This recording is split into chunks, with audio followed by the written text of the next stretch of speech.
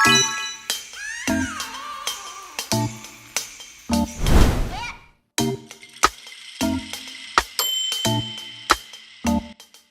hai, halo teman-teman semua.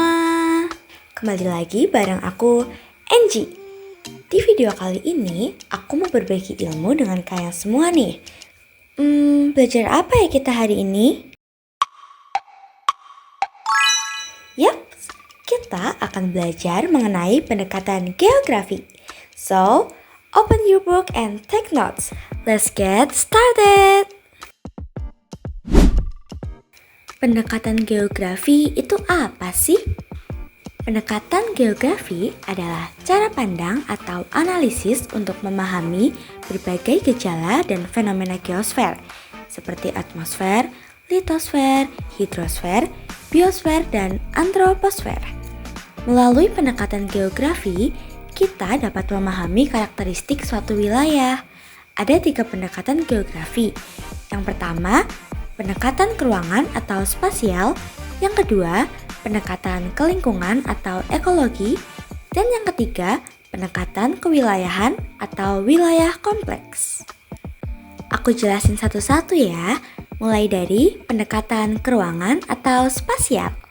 Pendekatan keruangan adalah pendekatan yang mengkaji fenomena geosfer dalam suatu ruang beserta elemen penyusunnya.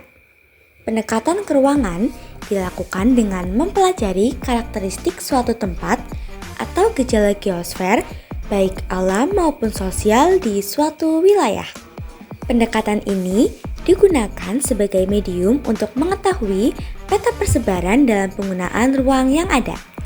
Jadi, secara singkatnya itu, pendekatan keruangan membahas fenomena geosfer yang disebabkan oleh tempat itu sendiri atau dengan kata lain secara alami. Nah, contoh-contohnya itu yang pertama, Indonesia menjadi negara rawan terjadi letusan Gunung Merapi karena terletak di Ring of Fire atau cincin api Pasifik. Sisanya kalian baca sendiri aja ya, hihi. Lanjut ke pendekatan yang kedua, yaitu pendekatan kelingkungan atau ekologi. Pendekatan kelingkungan adalah pendekatan yang mengkaji interaksi antara makhluk hidup dengan lingkungannya dan juga interaksi sesama makhluk hidup, khususnya fenomena geosfer yang terjadi akibat aktivitas manusia terhadap lingkungan alam. Nah, kalau pendekatan keruangan tadi kan membahas fenomena yang disebabkan oleh tempat itu sendiri. Sedangkan pendekatan kelingkungan itu karena interaksi antara makhluk hidup dengan lingkungan ya teman-teman.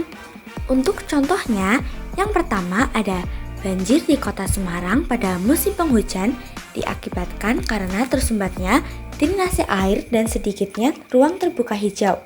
Yang kedua, kebakaran hutan di Kalimantan dan Sumatera pada tahun 2015 akibat pembukaan lahan dengan membakar hutan yang menyebabkan kabut asap parah.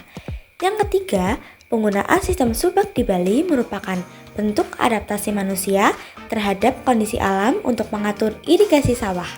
Lanjut ke pendekatan yang terakhir, yaitu pendekatan kewilayahan atau wilayah kompleks.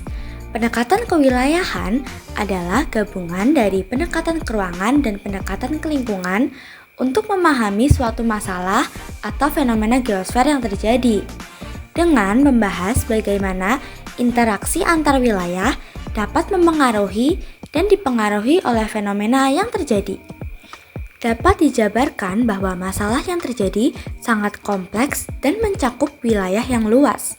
Pendekatan ini digunakan untuk mencari pangkal suatu masalah, proses terjadinya, dan dampak yang ditimbulkan. Jadi, pendekatan kewilayahan ini membahas fenomena geosfer dari banyak sisi teman-teman, mulai dari faktor alam, manusia, hingga dampak yang ditimbulkan bagi wilayah lain loh. Nah, contohnya itu seperti letusan Gunung Api Krakatau pada tahun 1883 yang menyebabkan tsunami dan abu vulkanik menyebar ke wilayah Asia hingga Eropa. Ada juga overpopulation atau kemacetan di Jakarta disebabkan karena pertumbuhan penduduk yang tinggi membuat Jakarta menjadi kawasan megapolitan sehingga hampir seluruh aktivitas industri dan perekonomian berada di Jakarta. Wah, ternyata materinya sudah selesai teman-teman. Terima kasih telah menonton sampai akhir. Semoga apa yang kita belajar hari ini dapat bermanfaat ya. See you on next video. Bye-bye.